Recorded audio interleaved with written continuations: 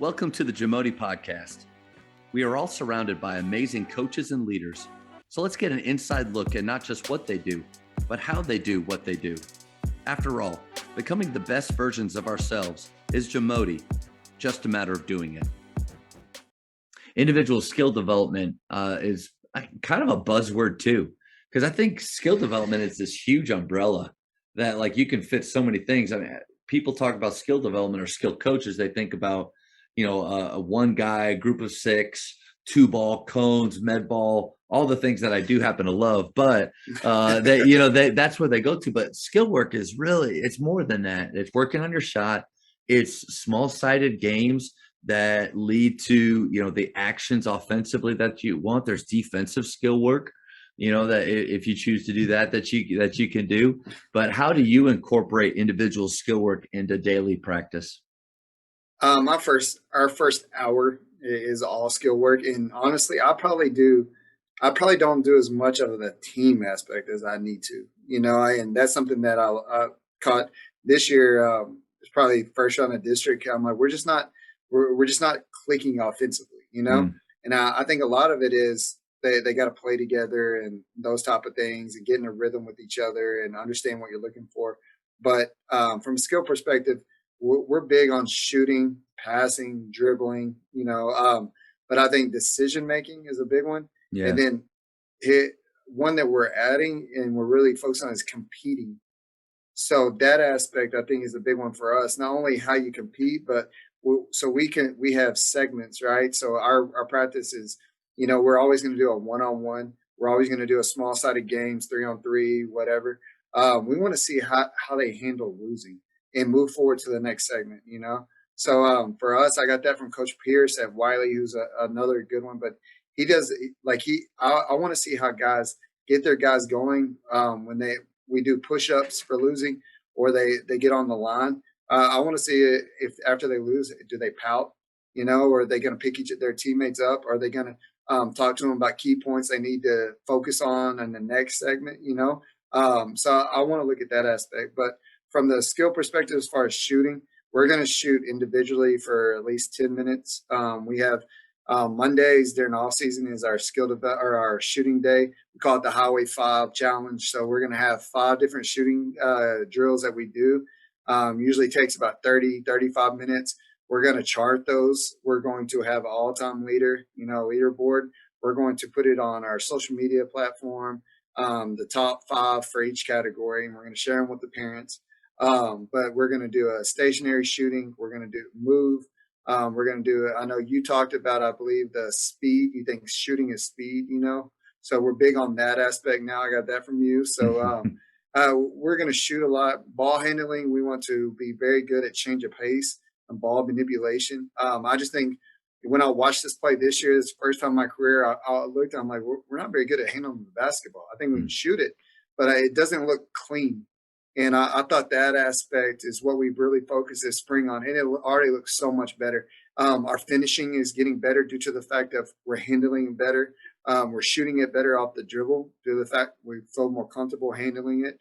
We're going to work footwork and finishing. I think that's big, but we do that through our one-on-one games and those things. Decision making, once again, through our one-on-one, 3-on-3, the small-sided games from that. So. What percentage would you think? So let's just say you've got, in season, you've got your 2-hour clip or your practice. What percentage of the time is individual skill work versus, and when I say straight team, because I do think, I think the small sided games can almost be in both, right? Like where it's kind of a part of both. But what would you think your split is? I say 80% to 20%, and I'll probably need to be closer to 70-30. Just what I think works for our guys. But I think and here's the deal too. We have a lot of kids the last 2 years that played football. I'll have eight varsity kids this year out of 10 play football. So for me, getting them back, I got to get their legs underneath them, got to get their shot right, and we got to kind of play catch up as far as the skill aspect.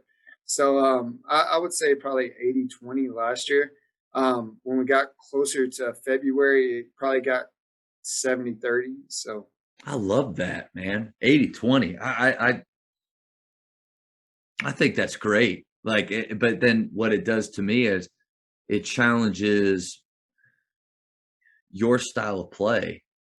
I mean, I would imagine it has to be pretty simple with not a Oh lot of yeah. moving parts and not 20 things they're trying to do every possession, or else you run out of time because you can have ultra skilled guys or guys that are developing their skill, but if they can't perform what you're doing because you don't have the time for that, you run into trouble. So do you feel like because you're doing more skill work, it forces you to be a little bit more simplistic? And I don't think it's a bad thing in how you play.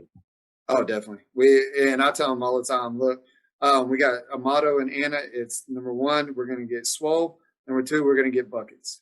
So that's our motto. So we're going to teach them how to use simple concepts. I think we're going to use it. We're going to teach them how to use a drag, a double drag. We run some pistol and some. We call it backside action, which is like our European ball screen type stuff. But we keep it very simple. We try to teach them how to create an advantage and then how to keep the advantage. But a lot of the kids that we have now, which I didn't have the last year was probably the first year I've had it, is they can create off the dribble. And I think you talked about the Casio stuff and the spacing.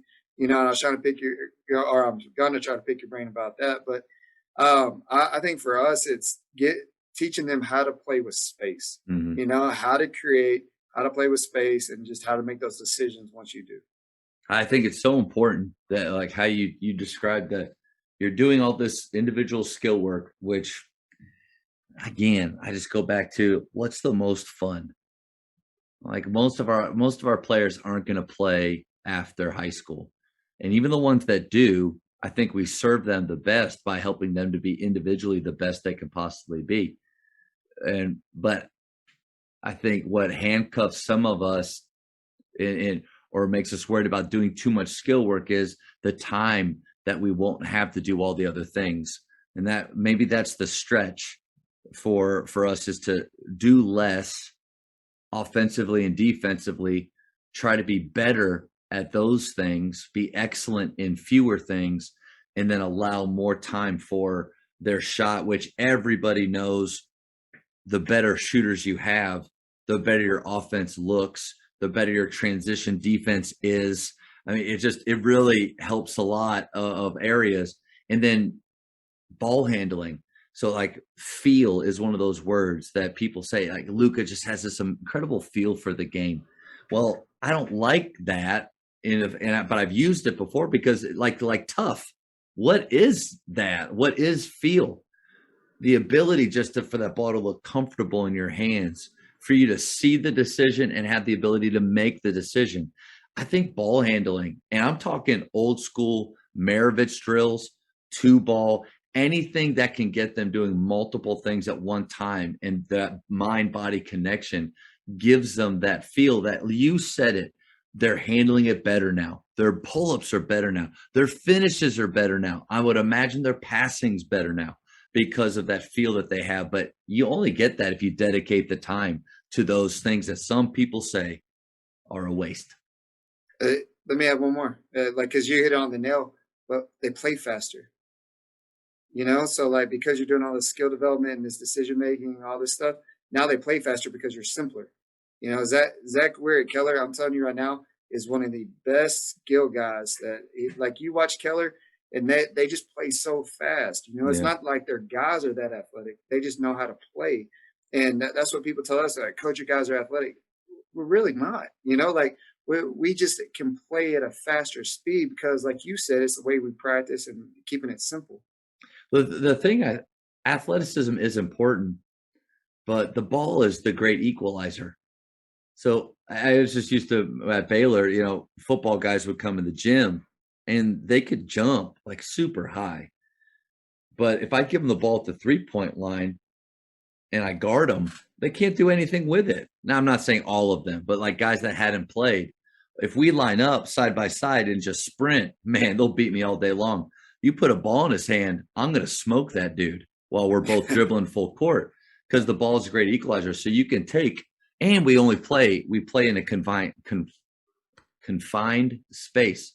So there's not this idea that, there's the better athletes always win, and you can appear to be fast if you're deliberate, if you know exactly where you're going, you take guesswork out. And I think limiting options, like they shouldn't have 8 options every time down the floor, because how in the world do they choose the right one or their brains not explode? But you give them, like you said, space and a few concepts that they know they can go to, and you get guys that appear to be faster. Thank you for checking out today's episode. Please take a moment to subscribe to this podcast, share it with your fellow coaches, and find us on social media for what's coming up next on the Jamodi podcast. It's just a matter of doing it.